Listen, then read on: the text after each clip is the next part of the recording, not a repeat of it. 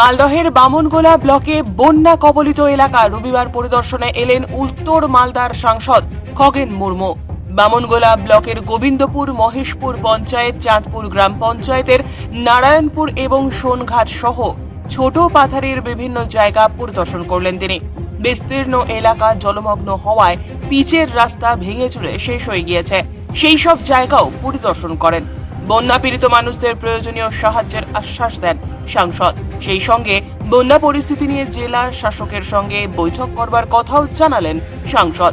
এ বিষয়ে উত্তর মালদা বিজেপি সাংসদ খগেন মুর্মু কি বললেন, আসুন শুনে নিই। সকাল থেকেই চলছে আমাদের চাঁদপুর অঞ্চলের বিভিন্ন জায়গাতে, যেখানে যেখানে এই যে জলের যে আজকে বন্যা, জলের সুর, এই যে বন্যাতে বহু এলাকা প্লাবিত হয়েছে, আমাদের চাষের জমি সমস্ত বন্যায় জলমগ্ন অবস্থায়, সমস্ত জমিগুলো আজকে ফসল নষ্ট হয়েছে। সমস্ত জায়গা আমরা পরিদর্শন করছি। আমার সাথে এখানে তো আমাদের এই চাঁদপুর গ্রাম পঞ্চায়েতের প্রধান সম্মানীয় আমাদের এখানে মানব নিউ আছেন, আমাদের মানব সরকার।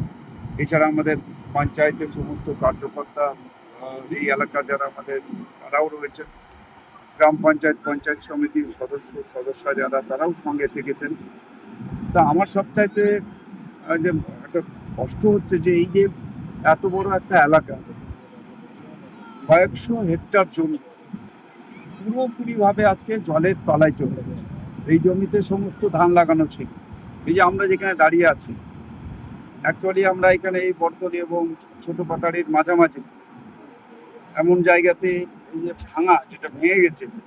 আর গতবারও দেখেছি আমরা যেখানে দাঁড়িয়ে আছি, এখান থেকে প্রায় 150-200 মিটার দূরে ওখানেও একটা ভাঙন হয়েছে। অর্থাৎ এই রাস্তাটা ইরিগেশন ডিপার্টমেন্ট থেকেই করছে। বারবার আমরা বলছি ইরিগেশন ডিপার্টমেন্টকে, ওরা এই রাস্তাটাকে ওরা যেভাবে একটা সার্ভে করে একটা জায়গাটা ওপেন করা উচিত, যে জায়গাটাতে জল যায়। Bureau report, news today.